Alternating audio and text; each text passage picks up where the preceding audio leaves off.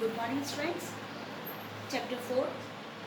Today I will start again. Chapter 4 Agriculture. ठीक है, और पार्ट थर्ड. ठीक है, हमने इससे पहले आपके पढ़ा था टाइप्स ऑफ फार्मिंग मेथड्स पढ़े थे हमने, किस किस तरीके से हम करते हैं. ठीक है, सब्सटेंस और वो फार्मिंग वगैरह हमने इंटेंसिव वगैरह पढ़े थे.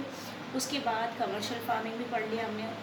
नेक्स्ट हमारा था क्रॉप पैटर्न. ठीक है, रबी, खरीफ और जायद. कल मैंने आपको ये बताया था, रिकॉल कर रहे हैं उसको दोबारा से. तो ये 3 टाइप्स थे आपके.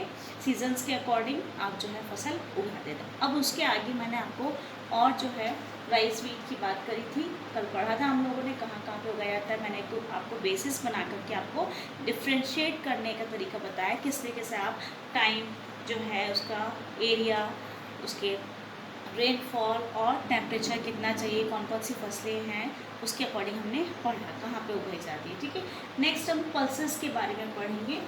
India is the largest producer and consumer. Pulses में हम इंडिया जो है हमारा जो है लार्जेस्ट प्रोड्यूसर है और कंज्यूमर भी. हम कंज्यूम भी करते हैं इसको. ठीक है, क्यों करते हैं? क्योंकि मोस्टली आपकी पल्सेस जो है आपका सोर्स ऑफ प्रोटीन है. आपको जैसे आपके तुअर जो अरहर की दाल है, उड़द, मूंग, ये सब चीज़ें आपको जो है प्रोटीन आपको मिलती है. ठीक है, तो आप प्रोड्यूसर भी हैं इंडिया और कंज्यूमर भी. शॉर्ट और वेरी शॉर्ट आंसर्स में इस तरीके से क्वेश्चन आता है तो आप बता सकते हैं कि इंडिया की पोजीशन क्या है पल्सेस में. ठीक है, need less moisture survive even dry season, यानी आपके मॉइस्चर की ज़्यादा ज़रूरत नहीं है. ड्राई सीजन है तो वो हो गई कंडीशन सप्लाई यहाँ पे. ठीक है, कि आपके मॉइस्चर अगर कम भी है तो आप ये जो फसल है पल्सेस की वो आपके जो है सर्वाइव कर सकती है, चाहे आपके ड्राई सीजन हो तो भी. ठीक है, लेग्यूमिनस क्रॉप भी इसको बोलते हैं, जो कि फ्लावरिंग प्लांट होता है. ठीक है, और जैसे आपके बीन्स वगैरह, बीन्स और ये पी और इस तरीके की क्रॉप्स इसमें आपके आती हैं. ठीक है, एक्सेप्ट अरहर जो है वो हेल्प करती है आपके restoring soil fertility bye fixing nitrogen from the air grown in the rotation.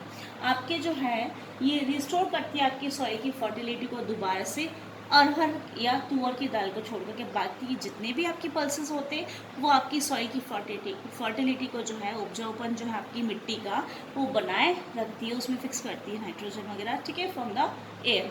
And rotation में ये जो आपके हैं ये आपकी पल्सेस विद अदर क्रॉप्स के रूप में, यानी दूसरी फसलों के रोटेशन की, यानी एक बार ये लगाया दूसरी बार वो लगाया, इस तरीके से रोटेट करते रहते, रोटेशन में चलती रहती, ताकि आपका जो फर्टिलिटी है वो सॉइल की वो बनी रहे और वो दूसरी फसलें भी उगा लेते हैं और पल्सेस भी उग जाती है. तो इसका फ़ायदा हो गया. एरियाज़ की हम बात कर लें तो ये टाइप हो गया, पोजीशन हो गई, टेम्परेचर वगैरह हो गया आपका कि कहाँ कहाँ पे आप करते हैं. ठीक है, क्या इसका यूटिलाइज है. उसके बाद एरिया अगर हम देखें तो मध्य प्रदेश, उत्तर प्रदेश, राजस्थान, महाराष्ट्र और कर्नाटका मोस्टली यहाँ पे जो है पल्सेस उगाए जाते हैं. क्लियर यहाँ तक. नेक्स्ट हम लेंगे आपके food crops other than grains. अब ग्रेन्स के, अनाज के अलावा हमारे पास और भी फूड क्रॉप्स हैं जिसको हम यूटिलाइज करते हैं. तो पहला हम उसमें से लेंगे शुगर केन. ठीक है, गन्ने की बात कर रहे हैं तो उसमें टाइप जो है क्रॉप का टाइप मैंने आपको बताया था. तो वो ट्रॉपिकल एज वेल एज सब ट्रॉपिकल क्रॉप है. इसको एग्जाम से पूछ लिया जाता है कि शुगर कैन जो है वो किस तरीके की जो है क्रॉप है. तो टाइप अगर पूछा है तो ट्रॉपिकल एज वेल एज सब ट्रॉपिकल क्रॉप भी इसको आप कह सकते हैं. हॉट और ह्यूमिड क्लाइमेट की ज़रूरत पड़ती है. ठीक है, कल भी मैंने आपको बताया था कैटेगराइज करिए, उसके बाद बेसिस के आधार पे ही आपको लर्न हो सकता है, वरना आपको थेरेटिकल इस तरीके से आपको लर्न नहीं होगा. ठीक है, पॉइंट्स बना करके अच्छे से लर्न करिए, जल्दी होगा. तो आपको हॉट और ह्यूमिड आपको क्लाइमेट चाहिए. नेक्स्ट आपके टेम्परेचर जो है आपको 21 डिग्री सेंटीग्रेड से 27 डिग्री सेंटीग्रेड, कल भी हमने बात करी थी इसी तरीके से. तो टेम्परेचर आपकी 21 से 27 डिग्री सेंटीग्रेड चाहिए. एनुअल रेनफॉल की हम बात कर लें, बारिश ज़्यादा चाहिए, यहाँ 75 एंड 100 सेंटीमीटर चाहिए.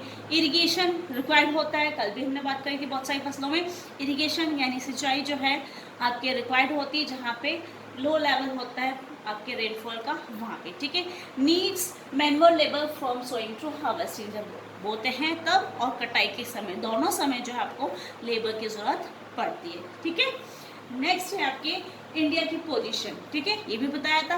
तो फर्स्ट आपका ब्राज़ील है वर्ल्ड में, अगर शुगर केन को लेकर के हम देखें तो फर्स्ट ब्राज़ील है, सेकंड पोजीशन पर हमारा इंडिया है। समझ में आ गया ना, यदि वर्ल्ड की बात कर रहे हैं हम, लार्जेस्ट प्रोड्यूसर कौन है शुगर केन में, तो ब्राज़ील, और सेकंड पोजीशन हमारी इंडिया की। यदि दोनों पूछ रहे हैं वर्ल्ड में फर्स्ट पोजीशन किसकी है, तो you have to write the Brazil, और either question will come about the India, then you will write the second position of India. Clear यहाँ तक।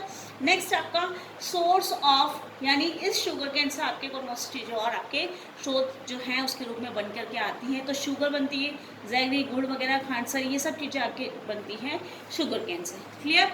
नेक्स्ट है आपके एरिया, मैंने कल भी यही बताया था, again I am repeating it, दोबारा से रिपीट कर रही हूँ। आप temperature, crop type, requirements, irrigation facilities, temperature, position और जो सोर्स है या एरिया है, इन सबको अगर आप बेसिस बना करके याद करोगे तो अच्छे से लर्न होगा। ठीक है। नेक्स्ट है एरिया, जो कि UP, Maharashtra, Karnataka, Punjab and Haryana. Mostly आपने देखा होगा पंजाब, हरियाणा मोस्टली जो आपके क्रॉप्स पड़ रहे हैं उसमें आपको मिलेगा ही मिलेगा। ठीक है। लेकिन ऐसा ना हो जहाँ पे आपकी वो क्रॉप होती नहीं हो और वहाँ लिख दे, आप ऐसा नहीं करना। ठीक है। आप माइंड में सेट कर लीजिए कि पंजाब, हरियाणा किस किस में, एक साइड आप टॉपिक में लिख लीजिए कॉपीज में। ठीक है, टॉपिक बना करके। क्लियर। तो ये है एरियाज हो गए, ये कौन से क्रॉप हो गई, पैटर्न हो गया, और इरिगेशन फैसिलिटीज़ की बात हो गई, लेबर कंज्यूमिंग है ये। क्लियर यहाँ तक। ये हो गया शुगर केन। उसके बाद हम आते हैं इसी में ऑयल सीड्स। ठीक है, जो होते हैं आपके बीज जिनसे आप तेल वगैरह निकालते हैं। तो इंडिया जो है आपका इससे ऑयल सीड्स में जो है लार्जेस्ट प्रोड्यूसर है। ठीक है।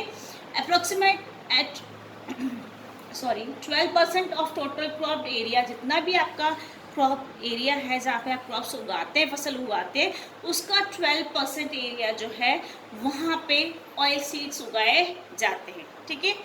तो उसमें से आपके कौन कौन से आते हैं, सोयाबीन हो गया, कैस्टर सीड्स हो गए, कॉटन सीड्स हो गए, और भी सीड्स आते हैं आपके। ठीक है।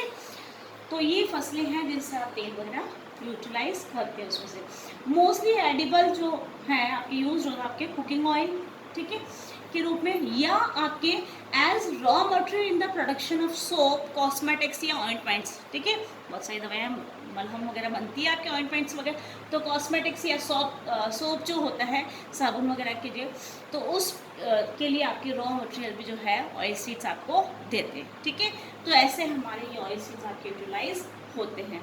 नेक्स्ट है इसी में आपके ये सीड्स के रूप में ग्राउंड नट। ठीक है, वो खरीफ क्रॉप है। अगर आपको एग्जाम में पूछ ही रहा है तो ये इस तरीके से आपको लर्न करना पड़ेगा कि ग्राउंड नट कौन सी क्रॉप है, खरीफ क्रॉप। आगे हम पढ़ेंगे कि बहुत सी फसलें ऐसी होती हैं जो नॉर्थ साइड में तो खरीफ में आ रही है और साउथ साइड में हम देखें तो वो राबी में आ रही है। ठीक है, बहुत सी होती है फसलें जो दोनों सीजन्स में उगाई जाती है, तो वो डिपेंड करता है और उसी के अकॉर्डिंग आपको लर्न भी करना पड़ेगा। तो ग्राउंडनट की हम बात करें तो खरीफ क्रॉप की बात हो रही है, ये खरीफ क्रॉप में आता है। Half of the major oil seeds produced in India, जितना है उसमें से आधे से ज़्यादा जो है आपके मेजर जो है ऑयल सीड्स यही आपके प्रोड्यूस होते हैं। उसमें से हम देखें तो आंध्र प्रदेश सबसे ज़्यादा लार्जेस्ट प्रोड्यूसर है इसमें ग्राउंडनट का, सॉरी। ठीक है, उसके बाद अदर गुजरात, कर्नाटका, तमिलनाडु भी है जो इसको प्रोड्यूस करते हैं। ठीक है।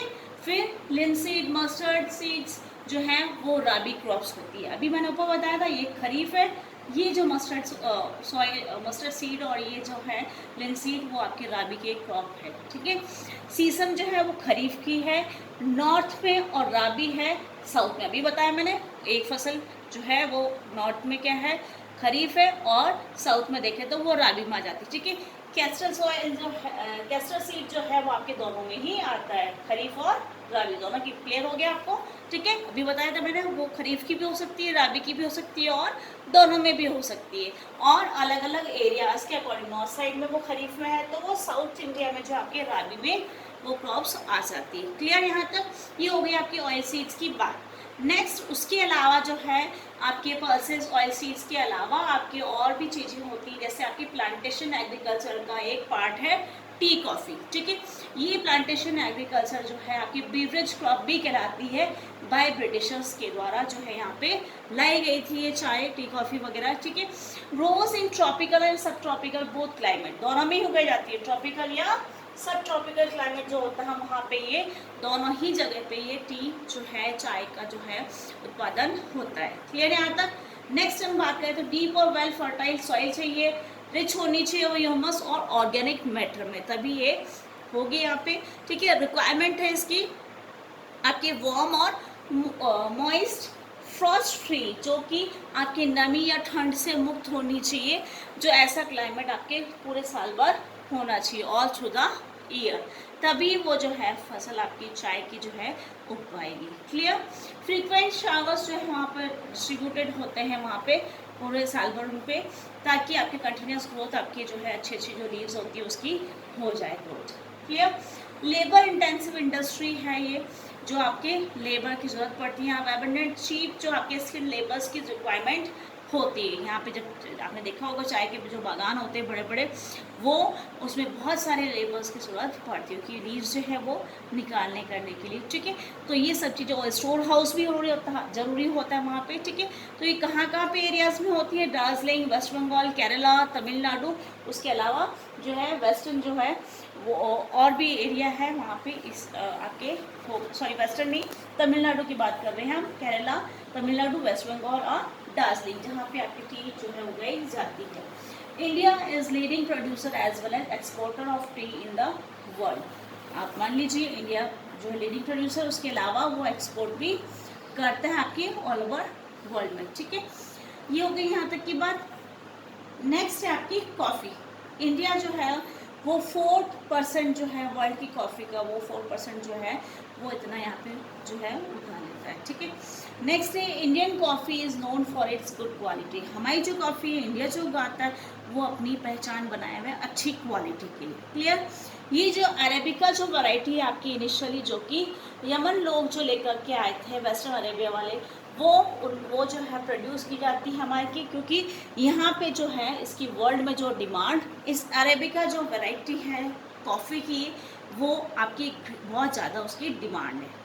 ठीक है, तो ये ज़्यादा उगाई जाती है, और इंडिया में हमारी जो कॉफ़ी उगाई जाती है उसकी गुड क्वालिटी के लिए वो मानी जाती है। नेक्स्ट है आपके initially it's cultivation was introduce on the Baba Budan hills, जो कि कर्नाटका में है, चिकमंगलूर जो आपका डिस्ट्रिक्ट है वहाँ पे। ठीक है, अब आपसे पूछ रहा है एग्जाम में, तो ये मैं आपको बता रही हूँ, मैप आपकी बुक्स में दे रखे हैं, चाहे आपका शुगर कैन का लो, चाहे फूड क्रॉप्स का लो, चाहे ऑयल सीड्स का लो, या आपके ये टी कॉफ़ी का। ठीक है, टी और कॉफ़ी के भी जो एरियाज़ हैं मैंने अभी बताया है, या आपको लोकेट करने के लिए, जैसे चिकमंगलूर जो है वो आपके लिए फेमस है, बाबा बुडान हिल्स आपको पूछ जाए तो ये कॉफ़ी के लिए, रिमेंबर इट, आपको ये मैप में भी आएंगे ये क्वेश्चंस। ठीक है, even today its cultivation is confined to the Tamil Nadu, आज भी जो है तमिलनाडु तक भी है ये, और उसके अलावा नीलगिरी हिल्स जो है कर्नाटक में, वहाँ भी है, केरला में भी यहाँ पे होता है।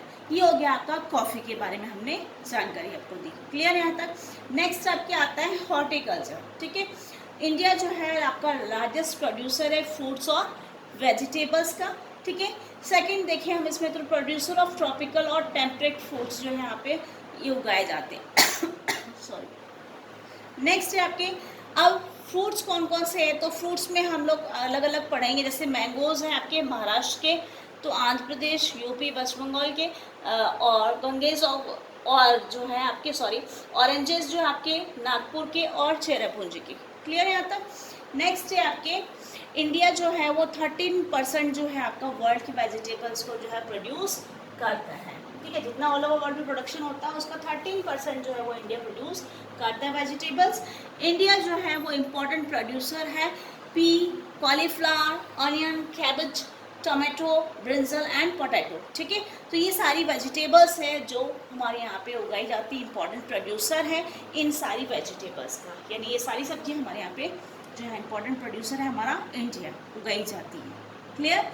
नेक्स्ट है आपके नॉन फूड क्रॉप्स। अब ये तो नहीं है कि हम लोग जो खाने वाली जो हमने फसलें पढ़ी अभी वही उगाते हैं, नहीं, उसके अलावा हमारे जो इंडस्ट्रीज़ है उसके लिए हमारे जो और भी जो नॉन फूड क्रॉप्स होती है, जो खाने की नहीं बल्कि हमारे रॉ मटेरियल के रूप में हमारी इंडस्ट्रीज़ में काम आती है, वो भी हम उगाते हैं। ठीक है, तो उसमें से फर्स्ट हम लेंगे नॉन फूड क्रॉप्स में से रबर। रबर जो है वो इक्वेटोरियल क्रॉप है आपकी। ठीक है, बट स्पेशल कंडीशन अगर प्रोवाइड कर दी जाए तो ग्रोज इन ट्रॉपिकल एंड सब ट्रॉपिकल। इक्वेटोरियल का है क्रॉप, पैटर्न बता दिया, इक्वेटोरियल का है, लेकिन अगर स्पेशल कंडीशंस आपको प्रोवाइड कर दी जाए तो ये ट्रॉपिकल और सब ट्रॉपिकल दोनों में उगाया जा सकता है। ठीक है, रबर की बात कर रहे हैं हम। Requires moist and humid climate, climate की बात हो, ह्यूमिडिटी होनी चाहिए, मॉइस्ट होना चाहिए। ठीक है, रेनफॉल आपको मोर देन 200 सेंटीमीटर होनी चाहिए।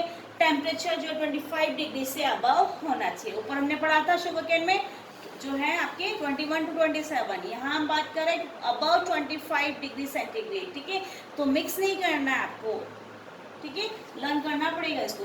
रॉ मटेरियल फॉर इंडस्ट्रीज, अभी मैंने आपको बताया rubber is used as a raw material for industries. जो कच्चा मटेरियल है आपका, कच्चा माल जो होता है वो आपको इंडस्ट्रीज के काम में आता है अलग अलग प्रोडक्ट्स बनाने के लिए। क्लियर।